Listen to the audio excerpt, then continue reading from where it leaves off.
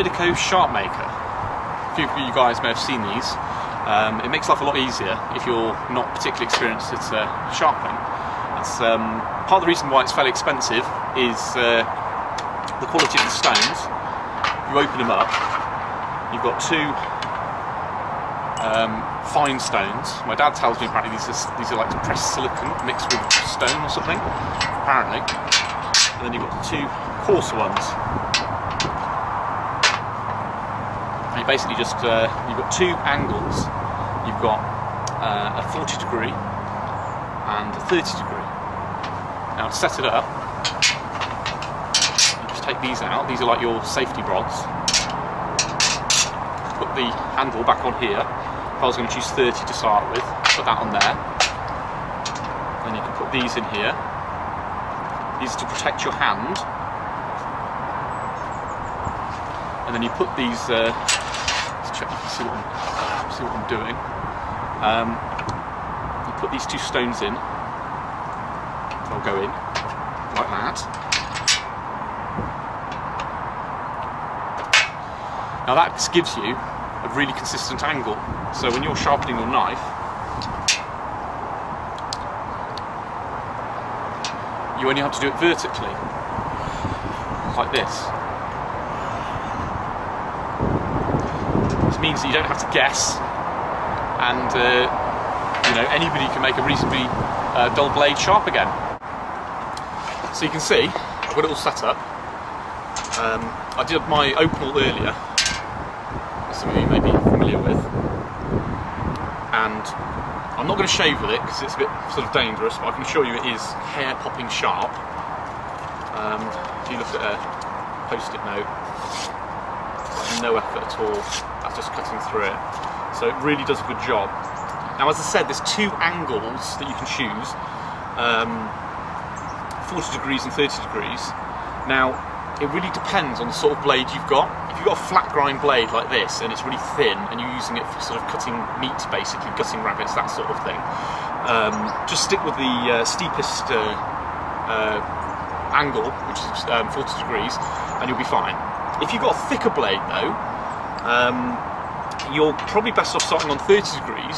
If you get it really sharp with 30 degrees, it'll be pretty good already. But if you then do 40 degrees, what you'll be doing is, instead of the blade going like this, which would mean if it was really steep, you'd have a cheek. This would be the cheek here off the main blade. This cheek would be really steep, so it won't hold the blade, the edge properly.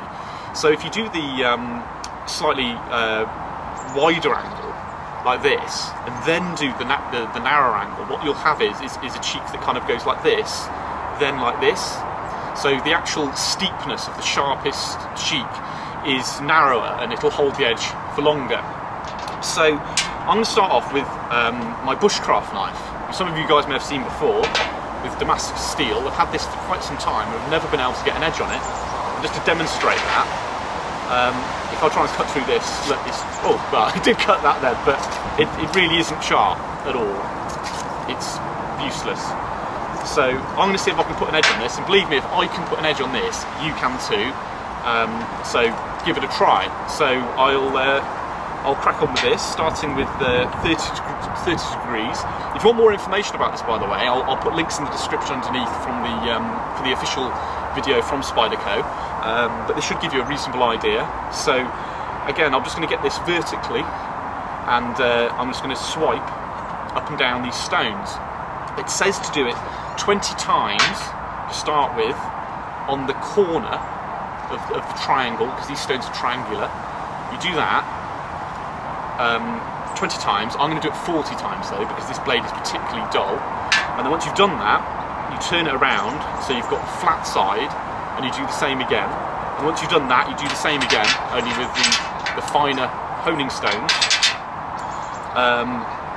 And away you go. You don't need to have any kind of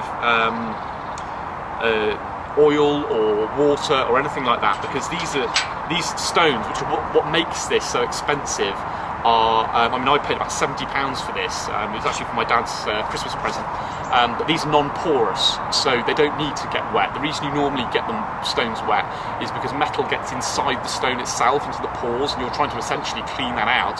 With these you don't need to. In fact, you find that they get dirty quite quickly.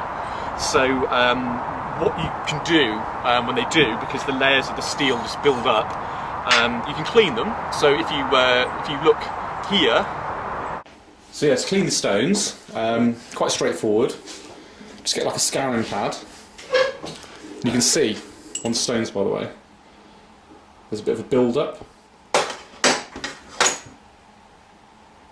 Now that's because bits of metal basically just come off the knife and stick in the on the stone.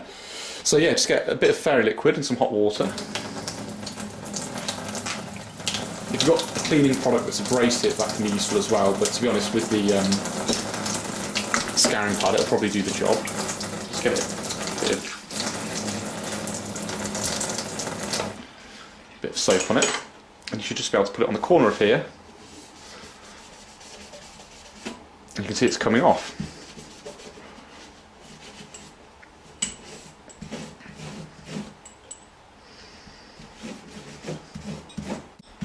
Make sure you get the corners as well. Then just give it a rinse.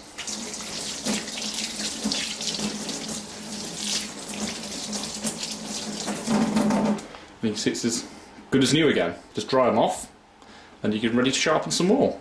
You should get a good idea about what you need to do to clean them. It's dead simple, to be honest. So right, let's crack on. I'm going to sharpen this. You won't have to watch me doing it all the way through. I'll try and fast forward it. At the end, we'll do a couple of tests and see what we can do. I might try splitting some wood so you can get a good idea of what I've managed to achieve. So I'll crack on and we'll see what happens.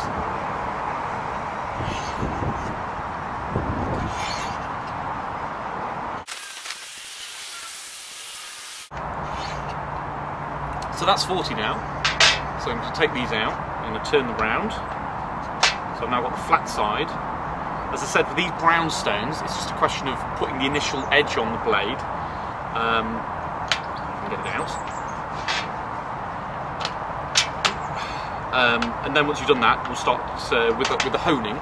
If you've got a particularly blunt blade, you can put sandpaper, like fine sandpaper around these triangles, just to initially get the edge on. I'm hoping I'll get away with it with this, but we'll see. So yeah, another 40.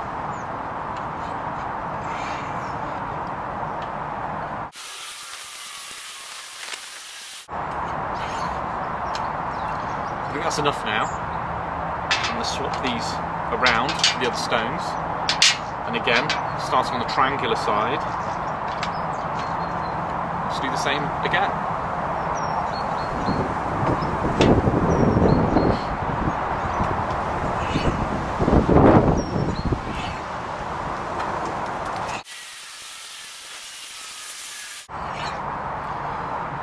It's another 40. Just time to turn them around. What you'll find is you'll often tense up when you're doing this and your hands will get really achy, and it's because you're being tense. Just relax and it isn't too bad. So yeah, final grind on the flat side. It should be getting pretty sharp by now.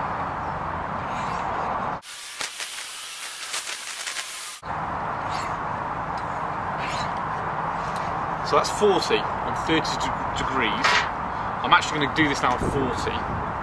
Don't worry, I'm going to flick this on you. You can also, you should be able to see now, it should be already pretty sharp.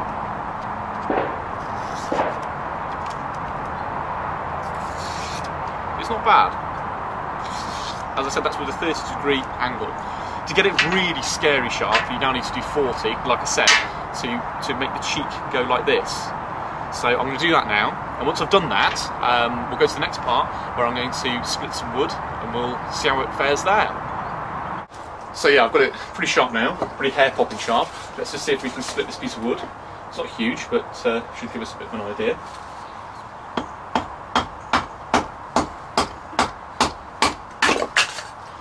No problem at all. And again.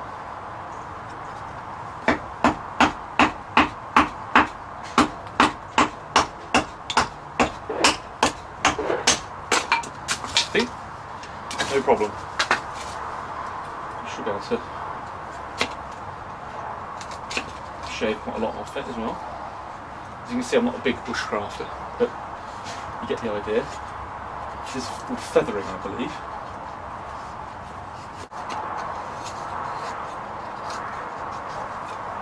So there we have it. So as you can see, works pretty well, even with this rough old bushcraft knife, which I couldn't get an edge on at all.